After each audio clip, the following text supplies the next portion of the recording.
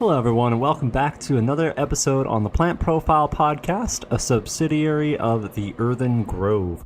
Now, I do have a little bit of some background noise happening right now because our computer fan is having some issues, so I do apologize if you are hearing that. But today I wanted to talk to you guys about Solidago, otherwise known as Goldenrod. Now, Solidago is a very widespread genus with a ton of different localized varieties of goldenrod. The common one that's found around in my region here is known as Solidago canadensis, otherwise known as Canada goldenrod. I also have to mention that I am not a doctor, I am an herbalist. The information you gather from this podcast should be further researched. There's tons of information out there on goldenrod. Beyond that, if you're going to put anything into your body, whether it's from a lab or from the ground, you really should know what you're getting yourself involved with. And be aware that there are things like patch tests that you can do to ensure that you aren't allergic to a particular species. Now, goldenrod is a Asteraceae family plant, meaning it's related to daisies, sunflowers, related to Balsamorrhiza sagittata, which is another plant we've covered here on this podcast. Now, with goldenrod, it's widespread generally across the northern hemisphere. They generally tend to grow in woodland edges, openings, prairies, kind of thickets, and sometimes swamps in some of our more southern varieties. Here in Spokane particularly, Solidago canadensis does also grow down on certain parts of the Spokane River where during the wintertime those areas are completely covered by water, but during the summertime they end up being covered by goldenrod. Some varieties tend to be quite invasive in Europe specifically, so if you are in Europe, there are varieties that are native to your region, such as Vergerea, an absolutely beautiful Solidago. But there are many varieties that are native to here in North America. That tends to be where it generally is found. It prefers full sun, but does also tolerate some shade. As we mentioned, it can grow in forest clearings. I've seen a ton of it growing up on the Spokane Mountain as well, in kind of open areas where you might have trees that have fallen down, or places where paths have been formed, places where they can actually find some little bit of sunlight to grow and show their bright, showy flowers. They also like well-drained, sometimes slightly acidic soil with poor nutrients available. In fact, actually, in my garden space, when I first moved in here, there was very little nutrients in the soil in general, and goldenrod has spread all throughout the garden ever since we've planted it, and is slowly transforming that soil, as a lot of these pioneer fast-spreading species do. They grow in these nutrient-poor soil, but when they die back, they leave nutrients on the surface. And that's one of the wonderful benefits that goldenrod can provide for your garden. They're considered a minor plant. They also can possibly reduce the pH in your garden, though there needs to be more research in this area.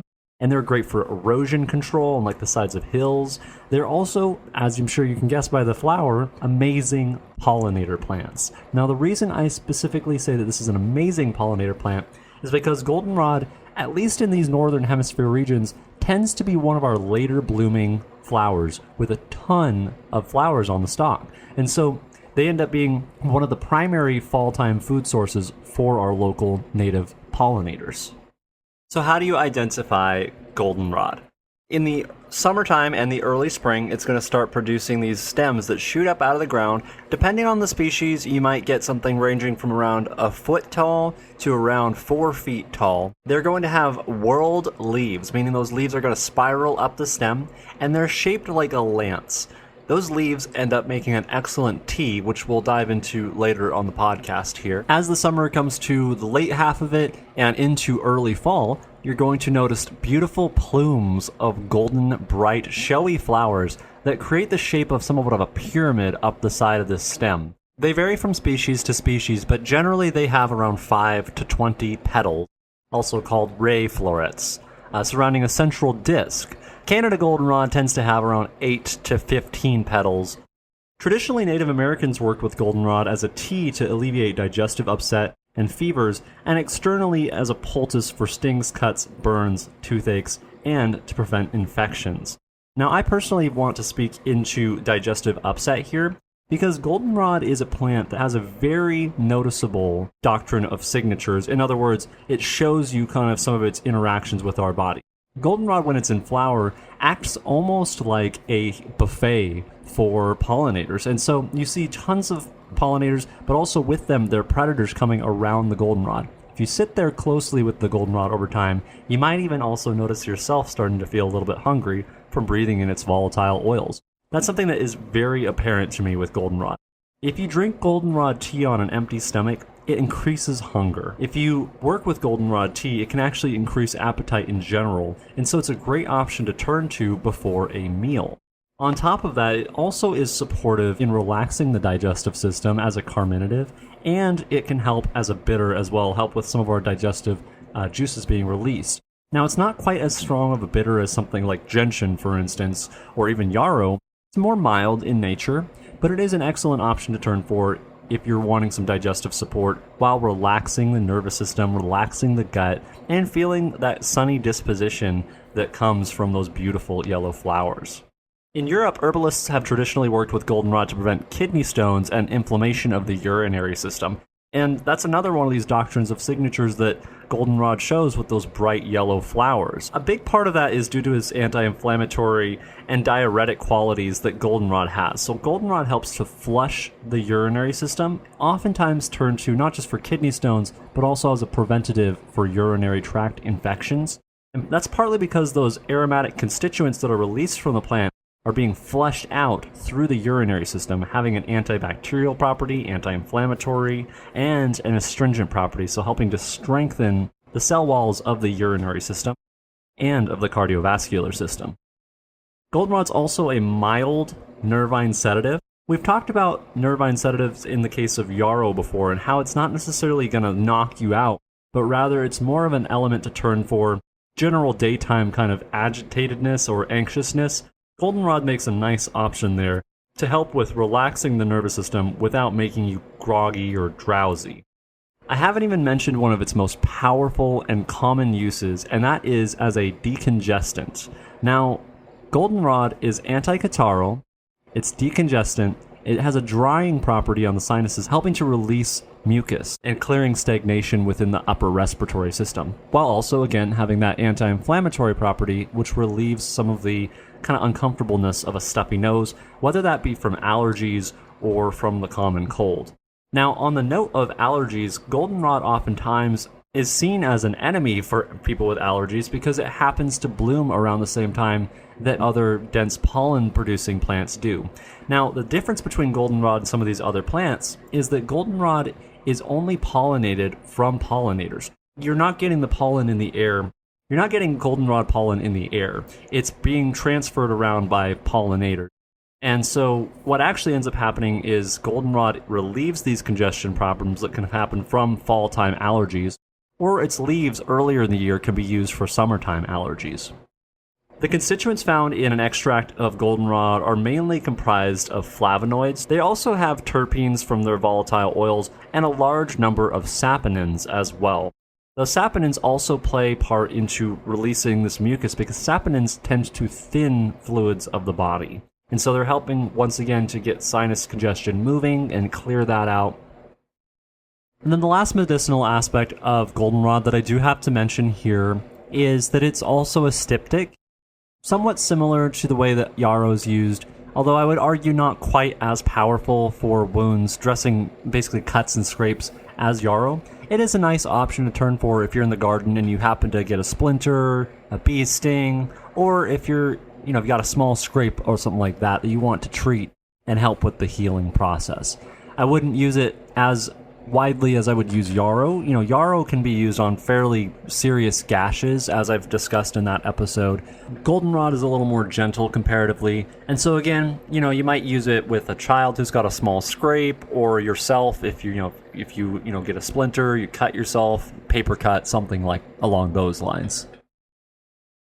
As far as companion planting, goldenrod does really well with a lot of varieties of different plants. Less visible flowering plants are a good option to pair them with because they can help to attract in pollinators to some of our less noticeable smaller flowers. They also are companions to plants that attract pests. The leaves of goldenrod are toxic for things like aphids, and they act as somewhat of a deterrent because of their volatile oils. They are slightly allelopathic. Very slightly.